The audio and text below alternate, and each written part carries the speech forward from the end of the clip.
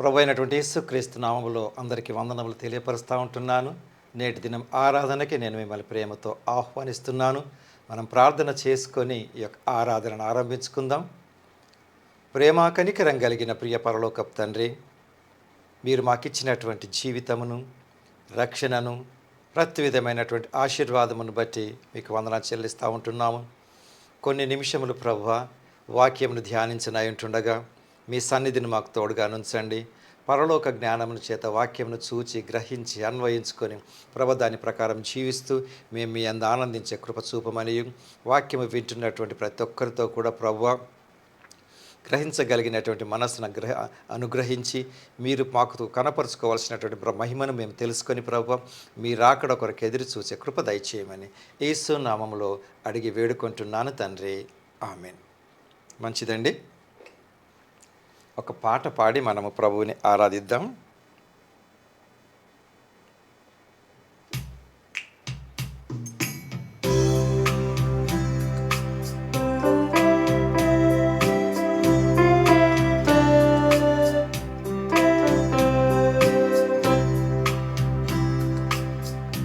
కన్న తల్లి చేర్చునట్లు నన్ను చేర్చున ప్రియుడు, కన్న తల్లి చేర్చునట్లు నన్ను చేర్చున ప్రియుడు. హల్లెలూయా హల్లెలూయా హల్లెలూయా హల్లెలూయా హల్లెలూయా హల్లెలూయా హల్లెలూయా హల్లెలూయా.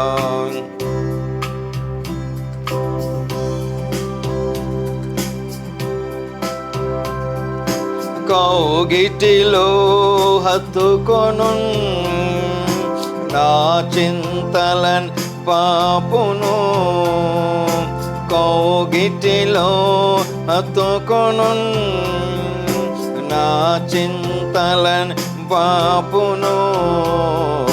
కన్న తల్లి చేర్చునట్లు నన్ను చేర్చున ప్రియుడు, కన్న తల్లి చేర్చునట్లు నన్ను చేర్చున ప్రియుడు.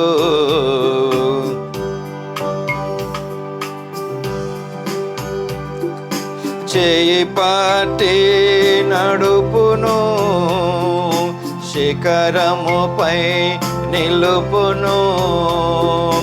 చేయి పట్టి నడుపును, శిఖరముపై నిలుపును.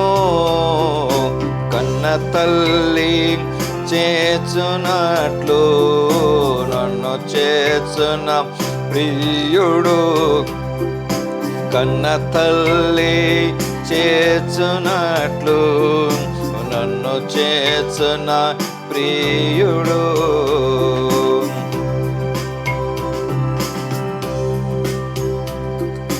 నా కొరకై మరణించే, నా పాపముల్ భరించే, నా కొరకై మరణించే, నా పాపముల్ భరించే.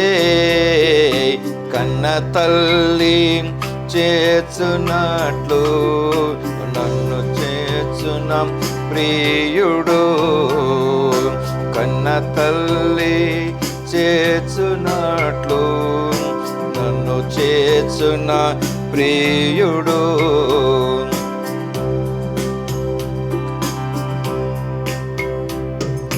చేయి విడువడు ఎప్పుడు, విడనాడడు ఎన్నడు. చేయి విడువడు ఎప్పుడు, విడనాడడు ఎన్నడు.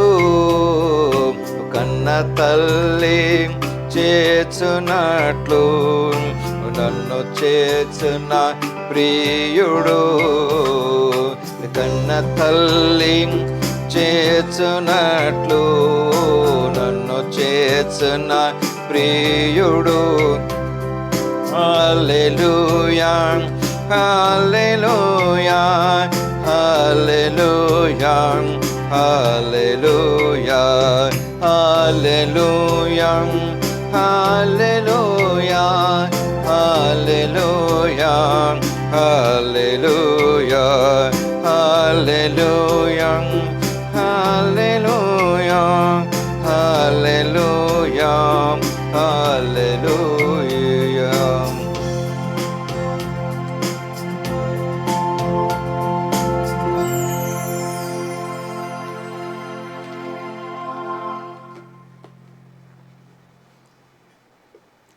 ఫ్రెండ్స్, మంచిది. నేటి దినము ప్రత్యేకంగా ఉమెన్ మదర్స్ సండే. ఈ యొక్క మదర్స్ని గురించి మనం జ్ఞాపకం చేసుకోవాల్సిన అవసరత ఉన్నదండి.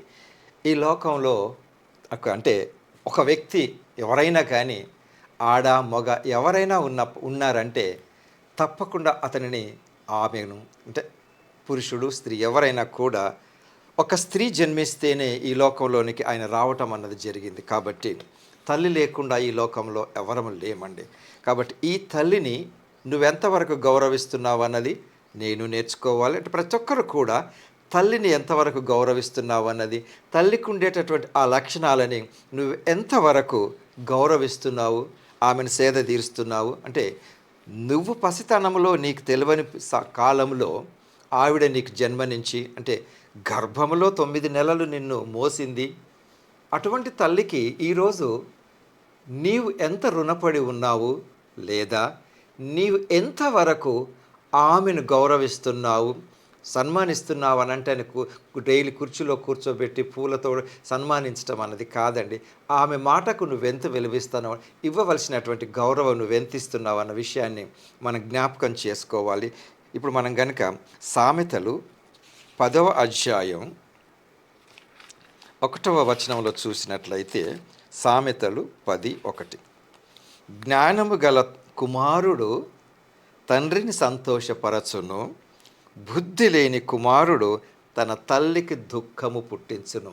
ఫ్రెండ్స్, తల్లికి దుఃఖం పుట్టిస్తాడు అనే ఆస్కారాలు ఉన్నవి, కారణాలు లేకపోలేవు అన్న ఉద్దేశంతోనే సామెతలు రచించినటువంటి ఆ యొక్క వ్యక్తి పరిశుద్ధాత్మ ప్రేరణ ద్వారా రాయటం జరిగింది. తల్లికి దుఃఖము పుట్టించకూడదు కుమారుడు అంటే మరి కుమార్తెలు పుట్టించాలని కాదని అర్థం. ఎవరైనప్పుడు ఒక తల్లి గర్భంలో జన్మించినటువంటి వ్యక్తులు ఎవరైనా సరే ఆ తల్లికి దుఃఖాన్ని పుట్టించకూడదు. ఎందుకండి అంటే తల్లి తన పిల్లల గురించి చాలాగా ఆలోచిస్తుంది, బాధపడుతుంది ఎక్కువ. అలాగని తండ్రి బాధపడడా అన్నది కాదు, కానీ తండ్రి ఏంటంటే సామాన్యంగా ఇతను బయట పనుల కొరకు లేదా ఏ రకంగానేటటువంటి జీవితం జీవించాలన్న ఆ దాంట్లో ఉండిపోతాడు. అలాగని పిల్లల్ని ప్రేమించడని కాదు ఇక్కడ, కానీ పిల్లల గురించి ఎక్కువగా ఆలోచించేది, బాధపడేది తల్లి. ఆ తల్లే లేకుండా ఈ లోకంలో ఎవరైతే ఇప్పుడు ఉన్నారో అంటే చనిపోయినప్పటికీ కూడా ఉన్నా లేకపోయినా ఒక వ్యక్తికి ఈ లోకంలో శరీరముతో ఉండి ఒక పేరు కలిగి ఉన్నారంటే ప్రతి ఒక్కరికి ఒక తల్లి ఉంటుందండి. ఆ తల్లి పట్ల నువ్వెలా ఉన్నావు, ఆ తల్లి నీ మూలంగా ఎన్నిసార్లు బాధపడింది. తల్లికి బాధ కలిగించకూడదటండి, తల్లికి దుఃఖం పుట్టించకూడదు. Okay, right. ఇది ఈ మాట ఆ తల్లికి కూడా వర్తిస్తుంది, ఎందుకంటే ఆమె కూడా ఒకరికి కూతురే కదా.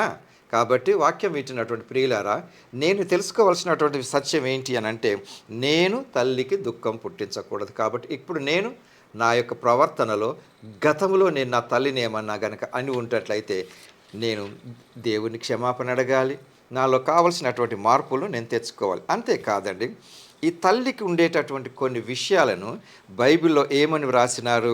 యెషయా గ్రంథము 66:13లో కనుక చూసినట్లయితే, యెషయా గ్రంథము 66:13లో మనకంటే ఈ యొక్క వాక్యాలన్నీ సుపరిచితమైనప్పటికీ సందర్భ సహితంగా ఈరోజు ఒక తల్లి గురించి మాట్లాడుతున్నటువంటి విషయం ఏంటండి అని అంటే, యెషయా గ్రంథము 66:13లో, ఒకని తల్లి వానిని ఆదరించినట్లు నేను మిమ్మును ఆదరించుచున్నాను. ఇక్కడ వాక్యము మనకి ఏమి వెల్లడి పరుస్తుంది అని కనుక ఆలోచించినట్లయితే, దేనితో కంపేర్ చేసినాడండి? దేవుడి ప్రేమను, అంటే ఆదరణను ఒక తల్లితో దేవుని కంపారిజన్ చేస్తూ ఉంటుంది. ఒకని తల్లి వానిని ఆదరించినట్లు నేను మిమ్మును అంటే చెప్పటం కొరకు నీకు సులువుగా అర్థం కావాలి, ఆదరణ నీకు ఎక్కడి నుంచి దొరుకుతుంది అన్న విషయానికి ఒకని తల్లి వాణిని ఆదరించినట్లు అందరికీ అర్థమైపోతుందండి. తల్లి ఆదరణ ఎలా ఉంటుంది దాన్ని నీకు వివరిస్తుంటున్నాడు. ఒకని తల్లి వాణిని ఆదరించినట్లు. సో ఫ్రెండ్స్, ఒక్కసారి మీరు కనుక ఉన్నట్లయితే మీకు ఇర్రెస్పెక్ట్ ఆఫ్ ఏజ్, ఆయా వయసులో ఉంటుండొచ్చు, 3 సంవత్సరాలు 4 సంవత్సరాలు ఎంతున్నా పర్వాలేదు, 10, 15, 20, 30, 40, 50 ఎంతున్నా మీ తల్లి మిమ్మల్ని ఏ సందర్భాల్లో ఆదరించిందో ఒక్కసారి జ్ఞాపకం చేసుకోండి అండి. కొన్ని సందర్భాలలో నువ్వు పరీక్షలో ఫెయిల్ అయినప్పుడు, సైకిల్ మీద నుంచి కింద పడినప్పుడు, గాయమైనప్పుడు మీ తల్లి మిమ్మల్ని ఎత్తుకున్నది కదండి. నీకుండేటటువంటి నీ మురికిని అయ్యో రక్తం గారుతుంది దాన్ని నేను ముట్టుకోను అని అనలేదు కదండి. నేను సేద తీర్చి కౌగిట్లో పెట్టుకొని ఆదరించి ఉంటుంది కదా. ఆయా వయసుల ప్రకారం అదే పసిపిల్లలు అయితే ఎత్తుకుంటారంటే ఎత్తుకోగలిగినంత వరకు తనకు శాయశక్తుల ప్రయత్నం చేసి నిన్ను ఎత్తుకుంటుంది.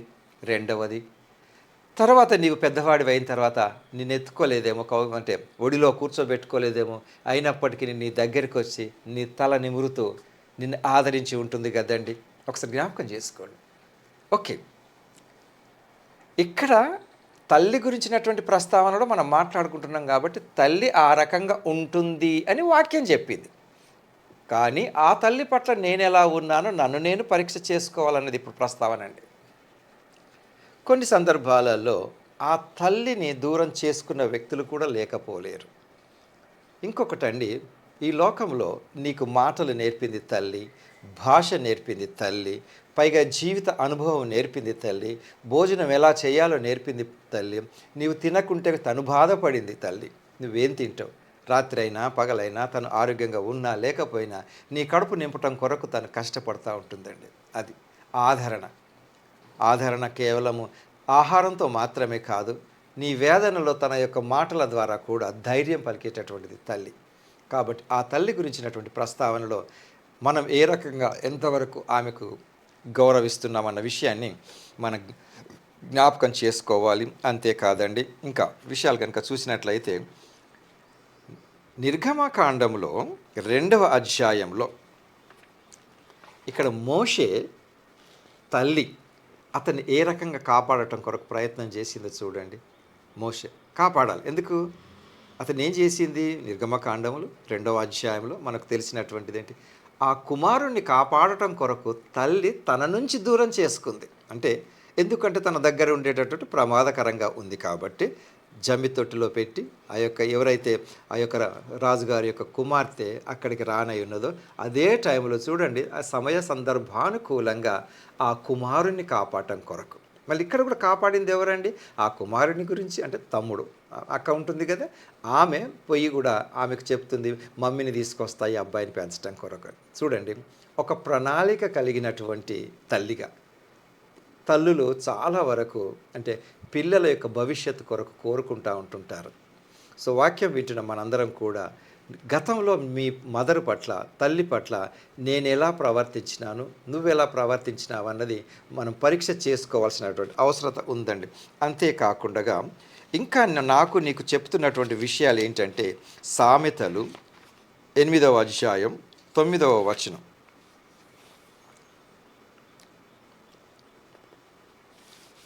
సామెతలు 8వ అధ్యాయం అవన్నీ వివేకికి తేటగాను తెలివి నొందని వారికి యథార్థముగానున్నవనంటే కొన్ని విషయాలలో ఎవరైతే జ్ఞానయుక్తవంతులై ఉంటుంటారో వారికి చక్కగా దేవుడు అందించేటటువంటి విషయాలు ఉంటాయండి. దానిని నీకు ఈ జ్ఞానము ఏంటి, ఎలా నేర్పినారు? నువ్వు కుడి చేతితో భోజనం చేయాలి, సరే, స్పూన్తో భోజనం చేయాలి, కొన్నింటిని వేడిగాను ఉన్నప్పుడు పట్టుకోకూడదు అన్న విషయాన్ని నీకు ఎవరు చెప్పినారండి? Mother, father. సరే, ఫాదర్ అన్నీ నేర్పకపోవచ్చు, బయట ఉండేటటువంటి విషయాల్ని నాన్నగారు నీకు నేర్పిండొచ్చు, ఇంట్లో ఉండేటటువంటి విషయాల్ని నీకు చిన్నప్పటి నుంచి నువ్వెలా పళ్ళు తోముకోవాలి అన్నది ఒక ప్రణాళిక కలిగి నేర్పింది కదండి. ఇంక అంతేకాకుండా ఈరోజు మరొకసారి నీకు జ్ఞాపకం చేస్తున్న విషయం ఏంటంటే సామెతలు 1:8 నా కుమారుడా నీ తండ్రి ఉపదేశమును ఆలకించుము. గమనించండి, నీ తల్లి చెప్పు బోధను త్రోసివేయకుము. తల్లి నీకు బోధిస్తుందా అండి? ఉపదేశము, బోధ రెండు వేరు వేరు కదా. సరే, అమ్మ తల్లి ఏం చేస్తుందండి? నీకు ఉపదేశిస్తుందని. అంటే ఉపదేశము ఈజ్ టీచింగ్ అనమాట. టీచింగ్ ఏంటిది? కూల్గా, నెమ్మదిగా. దీని యొక్క ఈరోజు నీకు అది అంతగా ఉపయోగకరమని నీకు అనిపించకపోవచ్చు. మనం స్కూల్లో కూడా నేర్చుకుంటూ ఉంటుంటాం కదండి. టీచర్స్ మనకు నేర్పుతూ ఉంటుంటారు. మ్యాథమెటిక్స్లో కానీ, సైన్స్లో కానీ, లాంగ్వేజెస్లో కానీ, సోషల్ స్టడీస్లో కానీ, జియోగ్రఫీలో కానీ ఎప్పుడైనా కూడా ఒక్కొక్కసారి మనం జ్ఞాపకం చేసుకుంటూ ఉంటుంటాం. ఒకప్పుడు మా స్కూల్లో మా మాస్టర్ నేర్పారు అని. అప్పుడు అంతేకాకుండా మా మమ్మీ చేస్తుండేదని ఇప్పటికీ కూడా చాలామంది జ్ఞాపకం చేసుకుంటూనే ఉంటారు. వీళ్ళు పెద్దవారై పెళ్ళిళ్ళై వీళ్ళకి పిల్లలు ఉన్నప్పుడు కూడా వీళ్ళ పిల్లలకు కూడా మళ్ళీ అంటూ ఉంటారు, మా మమ్మీ మాకు నేర్పుతూ ఉండేది, మా మమ్మీ నాకు ఎప్పుడు ఇలా అంటూ ఉండేది, మా మమ్మీ ఎప్పుడైనా ఇలా చెప్తూ ఉంటుండేది. అదంతా ఉపదేశం కదా. ఆ రోజు నువ్వు ఎలా త్రోసిపుచ్చినావో తెలియదు, బట్ ఈరోజు నీకు అది ఉపయోగకరంగా ఉందా లేదన్న సత్యాన్ని నువ్వు గ్రహించాలి. తల్లి ఉపదేశాన్ని ఎప్పుడండి మరి అది పిల్లలకే వర్తిస్తుందా? నో.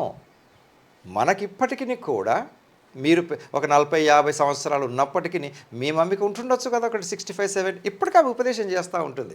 నువ్వు ఎండలో వెళ్తున్నావు బిడ్డ, కొంచెం జాగ్రత్త అని. ఎందుకు? ఆ జీవిత అనుభవాన్ని బట్టి ఉంటుంది. సో ఇక్కడ పిల్లలు నేర్చుకోవాల్సిన విషయం ఏంటంటే, నిన్ను ఇంతవరకు పెంచి పెద్ద చేసి పోషించి నిన్ను ఒక ప్రయోజకుని చేసింది. ఇప్పుడు ఆమె చెప్పేదాన్ని నేను ఆమెకు గద్దించి నాకంతా తెలుసులే, నువ్వు చెప్పాల్సిన అవసరం లేదు అని నేను అనకూడదండి. అక్కడ తన తల్లి గుండె పగిలిపోయే అవకాశం ఉంటుంది. కాబట్టి ఫ్రెండ్స్, నీ తల్లి ఉపదేశాన్ని త్రోసివేయకు. ఓకే, ఆయా సందర్భాలని బట్టి ఒకవేళ నీకు తల్లి ఎప్పుడు చెడుగా చెప్పదు, కానీ ఒకవేళ చెడుగా చెప్పింది అనుకోండి, ఆమె నీ క్షేమం కోరిందా ఏం కోరిందా అన్న విషయం మనకు అర్థమైపోతుంటుంది. కాబట్టి ఈ విషయాలలో నీ తల్లి ఉపదేశాన్ని నువ్వు తోసివే. అంతేకాదు, అపోస్తలుడైన పౌలుకు ఒక శిష్యుడు ఉంటాడు కదా, తిమోతి గారు. ఇక్కడ ఆయన విషయంలో కనుక చూసినట్లయితే, తిమోతికి పౌలు గారు ఉత్తరం రాస్తూ 2వ తిమోతి పత్రికలో 1వ అధ్యాయంలో కనుక చూసినట్లయితే 2వ తిమోతి 1:5 వచనం చూడండి. నా ప్రార్థనల యందు ఎడతెగక నిన్ను జ్ఞాపకం చేసుకొనుచు నీ కన్నీళ్లను తలచుకొని నాకు సంపూర్ణానందము కలుగుటకై నిన్ను చూడవలనని రేయింబయబయలు అపేక్షించుచు నీ అందున్న నిష్కపటమైన విశ్వాసమును జ్ఞాపకము చేసుకొని పితురాచార ప్రకారము నిర్మలమైన మనస్సాక్షితో నేను సేవించుచున్న దేవుని ఎడల కృతజ్ఞుడనై ఉన్నాను. ఆ విశ్వాసము మొదట నీ అవ్వ అయిన లోయలోను నీ తల్లి అయిన యూనేకిలోను వసించెను. అది ఇప్పుడు పౌలు గారు ఒక విషయం ఏం జ్ఞాపకం చేస్తున్నారంటే, అసలు దేవుడి యందు విశ్వాసంలోనికి నిన్ను నడిపించడానికి బలమైన కారణం, ఐఎమ్ హ్యాపీ ఫస్ట్ మీ అమ్మమ్మ, దెన్ అమ్మ. ఇక్కడ వాళ్ళు నేర్పటములు, ఆ పెంపకములో ఆ విధానం వచ్చిందండి. ఆ పెంపకములో అవ్వ అమ్మ ఎందుకు సంబోధించినాడు? ఓకే, తిమోతి నువ్వు దేవుడి పరిచర్య చేస్తున్నావు, వాళ్ళని మర్చిపోమని అన్నాడా అండి? లేదు కదా. అవ్వ అమ్మ. సో ఈరోజు మనకు చాలా వరకు అంటే ఫాదర్ నుంచి కూడా నేర్చుకోమని కాదు, ఇద్దరు బ్యాలెన్సింగ్గానే ఉంటారు. కొన్ని నాన్నగారి నుంచి నేర్చుకుంటాము, కొన్ని తల్లి నుంచి నేర్చుకుంటాం. కాబట్టి ఇక్కడ నీకు తల్లి నేర్పినటువంటి చాలా వరకు భక్తి భావనలు, ఈ యొక్క దేవుడి యందు ఎదగటం అన్నది పసితనంలో గనక తల్లి పిల్లలకు గనక నేర్పినట్లయితే అది చాలా ఉపయోగకరంగాను ప్రయోగపూర్వకంగాను ఉంటుందండి. నాన్నగారు కూడా నేర్పుతారు, ఏ రకంగా ఉంటుంది. ఇక్కడ తల్లి నేర్పినందుకు అంటే ఇక్కడ అమ్మమ్మకు ఘనత కలిగింది. ఇప్పటికి కూడా మీరు గ్రహించండి, చిన్నప్పుడు ఒకప్పుడు హాలిడేస్ కొరకు అమ్మమ్మ ఊరికి వెళ్ళినప్పుడు, నాన్నమ్మ ఊరికి వెళ్ళినప్పుడు మీకు కావలసినటువంటి వంటకమే వాళ్ళు మనకు వండి పెట్టింటారు కదండి. మీకు అక్కడ దొరకవు కదా, మన గ్రామంలో దొరుకుతాయి అని చెప్పి మిమ్మల్ని అడిగే చేసినారు, కానీ నే చేసిన వంటకమే నువ్వు తినాలని కాదు కదా. సో ఇక్కడ గ్రహించండి, అమ్మమ్మకు నువ్వెంత విలువిస్తున్నావు. అసలు అంటే పరిస్థితులను బట్టి ఈ బంధుత్వాలు బాంధవ్యాలు చాలా వరకు తెగిపోతూ ఉంటున్నాయి. బట్ ఫ్రెండ్స్, ఒక విషయం జ్ఞాపకం పెట్టుకోండి, బంధుత్వాలు బాంధవ్యాలు పెంచుకుంటేనే పెరుగుతవి, వాటంతట అవి అడవిలో మొక్కలు పెరిగినట్టు పెరగవు. దాన్ని జ్ఞాపకం చేస్తున్నాడు పౌలు గారు. అమ్మమ్మను కూడా జ్ఞాపకం చేసినాడు. అసలు ఇంకా కొన్ని సందర్భాలలో పరిస్థితులను బట్టి చదువులకు ఉద్యోగాలకు దూరం అయిపోయిన తర్వాత అసలు కట్ ఆఫ్ అయిపోతూ ఉంటున్నారు. ఆ రిలేషన్షిప్ అన్నది ఈవెన్ సిక్ అయినప్పుడు కూడా ఎవరు రాలేని పరిస్థితిలో ఉంటున్నారు. కాబట్టి ఫ్రెండ్స్, మీ యొక్క అమ్మ ఎలా ఉంది, నాన్న ఎలా ఉన్నారు, నీకు ఉద్యోగం అవసరమే, అయినప్పటికీ ఎప్పుడు కూడా బిజీ బిజీ బిజీ అనే పదం అందరూ వాడుతూ ఉంటున్నారు. ఎంత నువ్వు బిజీగా ఉన్నప్పటికీ నీ యొక్క ఆ యొక్క సమయం లేని ఆ పరిస్థితులలో మీ తల్లికి నువ్వు ఎంత టైం ఇస్తున్నావు? ఇక్కడ మీరు మదర్తో ఉన్నా లేకపోయినా ఒక్కొక్క సందర్భం, అన్ని సందర్భాలలో కాదు, కొన్ని సందర్భాలలో ఒంటరిగానున్న తల్లులు కూడా ఉంటారండి. వీరికి ఒక కుమారుడిగా, ఒక కుమార్తెగా నీవు ఇవ్వవలసిన ఆదరణ, ధైర్యం ఏంటి? ఇప్పుడు కొన్ని తల్లి వానిని ఆదరించినట్లు నేను ఆదరిస్తానని దేవుడు చెప్పినాడు. ఈ సూత్రం అందరికీ వర్తిస్తుంది కదా, రైట్. ఇప్పుడు దేవుడి ఆదరణను మీ మమ్మీ పొందుకోవాలి. ఎవరి ద్వారా? ఇప్పుడు దేవుడి ఆత్మ నీలో ఉంది కదా, నీవు కూడా దేవుడి ఆదరణను నీ తల్లికి ఒక తల్లిలాగా ఆదరించాలి. ఎట్లా అంటే, అమ్మ నువ్వు ఒంటరిగా లేవు, నేను నీతో ఉన్నాను అని అప్పుడప్పుడు, ఒకవేళ ఒకే ఇంట్లో ఉంటున్నప్పటికీ కొద్దిమంది మాట్లాడుకోకుండా ఉంటారండి. అసలు ఈయన బిజీగా ఉంటూ ఆఫీస్ నుంచి వస్తారు, తింటారు, ఆయన పిల్లలతో గడుపుతాడు కదా. మీ మమ్మీ కూడా నీతో ఉంటే ఆమెతో కూడా 5 నిమిషాలు కూర్చొని మాట్లాడాలి. నీవు ఒంటరి దానివి కాదు అన్న ధైర్యం ఆమెకి ఇవ్వాలి. అంతేకాదండి, ఆమెకు నేను తోడుగానున్నాను అన్న ఆదరణ కూడా ఒకటి నేను కలిగించే రకంగా నేను ఉండాలి. తర్వాత ఒక్కొక్కసారి ఒంటరిగానున్నటువంటి ఈ పెద్ద తల్లులకు నన్నెవ్వరు పట్టించుకుంటలేరు అనే పరిస్థితులలో ఉంటారండి. అలా కాదు అని నేను ప్రూవ్ చేయాలి. ఎలా? మాటల ద్వారాను, మమ్మీ నువ్వు భోంచేసావా అని అడగటం ద్వారాను అది ఉంటుంది. కొన్ని సందర్భాలలో ఇంకా కొద్దిమంది వయసు పైబడిన వాళ్ళని అసలు పట్టించుకోరండి. అది కాదు, వాళ్ళకి ఆ 2 విషయాలు మనం జ్ఞాపకం చేస్తూ ఉన్నట్లయితే చాలా మంచిది. అంతేకాకుండా కొన్ని సందర్భాలలో పక్షపాతం చూపినటువంటి తల్లి కూడా మనకు బైబిల్లో ఉంది. ఒక ఆమె రిబ్కా. ఆదికాండము 25వ అధ్యాయము, ఆదికాండము 25, 28లో